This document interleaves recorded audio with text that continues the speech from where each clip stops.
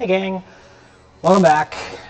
We're at it again. Going to be roasting up another coffee with you today.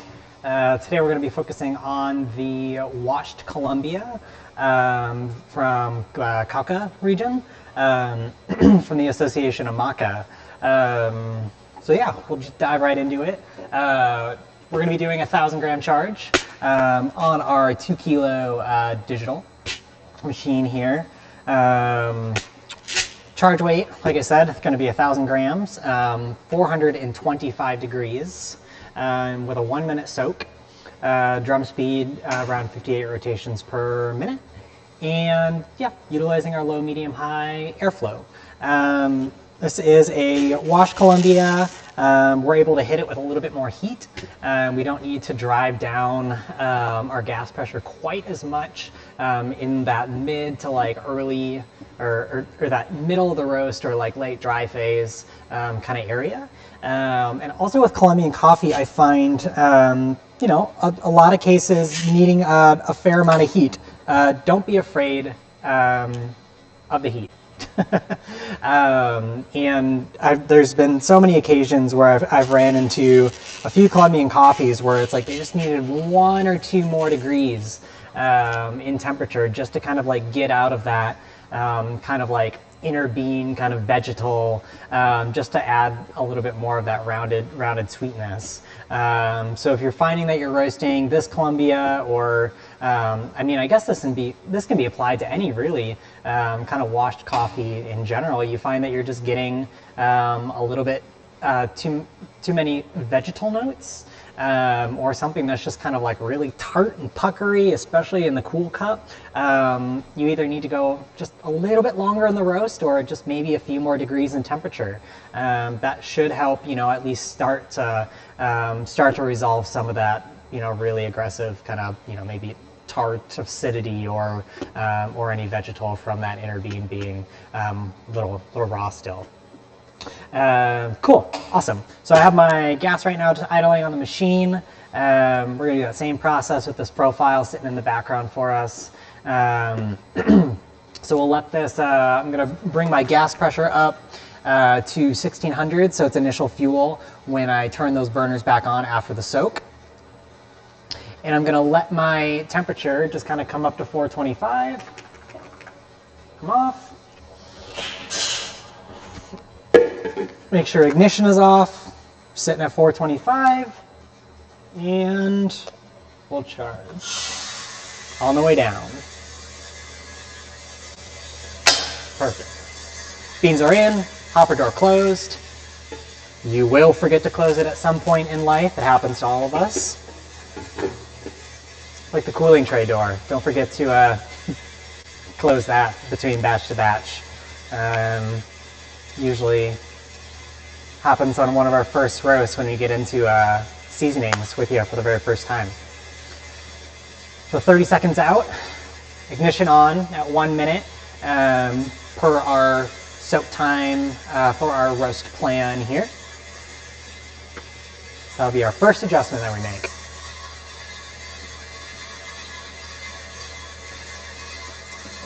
It's getting to be around the afternoon time. Kind of have to put coffee aside and move to water, bubbly water. It's a problem. 1 minute, ignition on. Oh, it was really loud in the mic. Sorry about that. All right, ignition's on. Gas is opening up. We're on our way. Profile that we're sharing for this Colombia, using the light tells, taking our reading of our bean and grind size with that Eggtron Gourmet scale. Sits at 58 for bean, 65 for ground. So a 7-point spread. So the bean's going to look a little bit more, it's just getting into that like medium roast territory color-wise. When you grind it, it's sitting kind of smack dab in that medium end of a light roast. So you still get that little, that pep of acidity, but you also get some of that like deeper chocolatey sweetness with a nice round body. Find this Colombia to be just kind of a it's an easy drinker. It's a good crowd pleaser of a coffee. It's not quite that all day cup like like a more like Basie Brazil or a Mexico, but I think it has some good like lemon, lime, citrus, a little bit melon, but a good kind of like robust kind of round round cup overall. So I think it's going to serve a lot of folks really great for that reason. To add on to that, I think also utilizing this coffee as a potential blender of sorts. I think it'd be really great as maybe like a 30% or a 70% component or in something. Decreasing our gas, first adjustment going on here, going down to 1200 from 1600.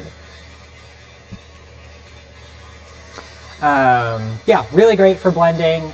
Great as a single origin, so kind of a good kind of do-all coffee. Really good. I always like mixing in the summer, doing about like a 70% washed Ethiopia with 30% washed Colombia. Something very kind of lively, but with a backbone for that spring to summertime. I like to kind of flip that in the winter, increasing airflow. Again, getting ahead of that dry end or that green to yellow transition. In the winter, I like to flip that where it's 70% washed Colombia with about 30% natural Ethiopia. Makes a really good kind of like cozy winter warmer of a coffee. Simple blends, 2 coffees. Do with that information what you would like. All right. All right, we're in that kind of yellow-green crayon territory here. Starting to get some pale yellow. I wouldn't call it quite yellow, though.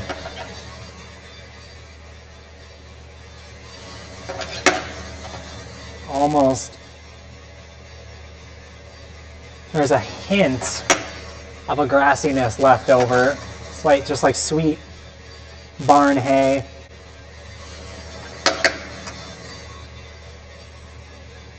There it is. Kind of like a Hostess white bread toast.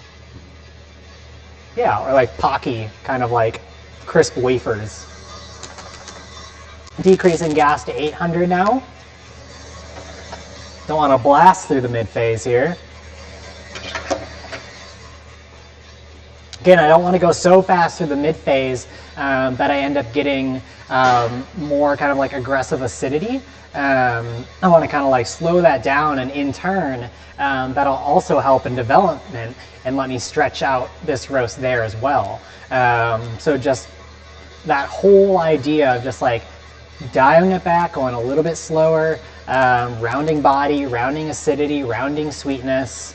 I'm a huge fan of that, like not so light and fast that it's kind of like tea-like aggressive acidity, but also not like so long in the roast that we're kind of losing that acidity and just going for the sake of like deep round sweetness and maybe just lacking some of that pizzazz. I like somewhere in the middle. I think there's a time and place for like both ends, like with different origins and whatnot, but kind of like to play that middle field of that like medium end of a light roast territory. But I also really love those medium to dark P&G roasts. Just getting in the second crack. Find that to be really nice sometimes when you're opening those coffees up. So just increased airflow again here. We're about a minute out from getting into development or starting to hear some outliers. So just catching that ahead of time here. We'll go ahead and bump up the screen just a tad so you can see our development ratio here. Cool. Looking good.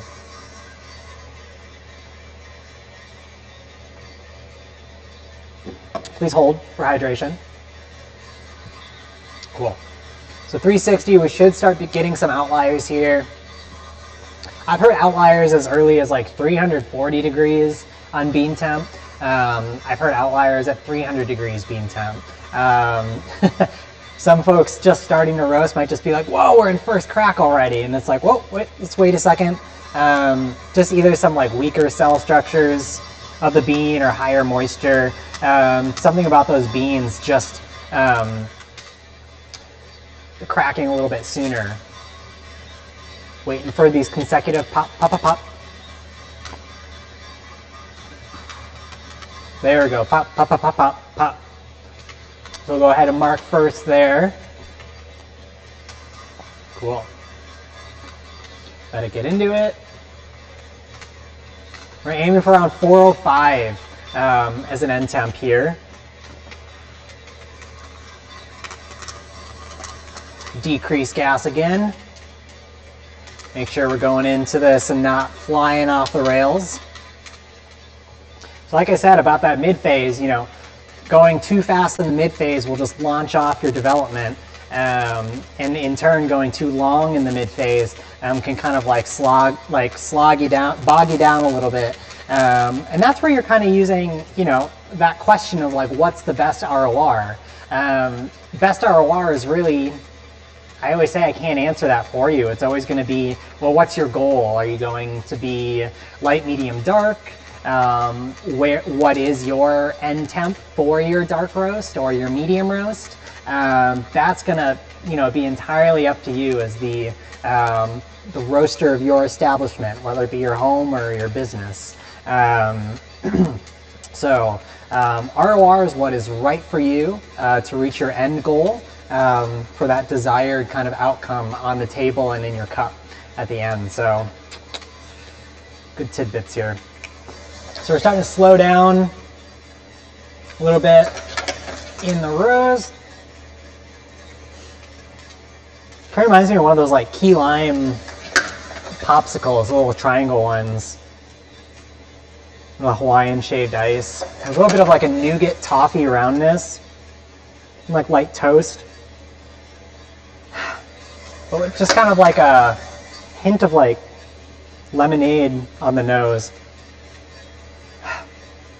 Like heavy dark caramel right there. I think that's what we're going to call it. Cool. I always do love me a kind of a 50, 30, 20 profile. Or a ballpark at least. Nice. Cool. Look at that. We drew some lines and we roasted some coffee, making it brown.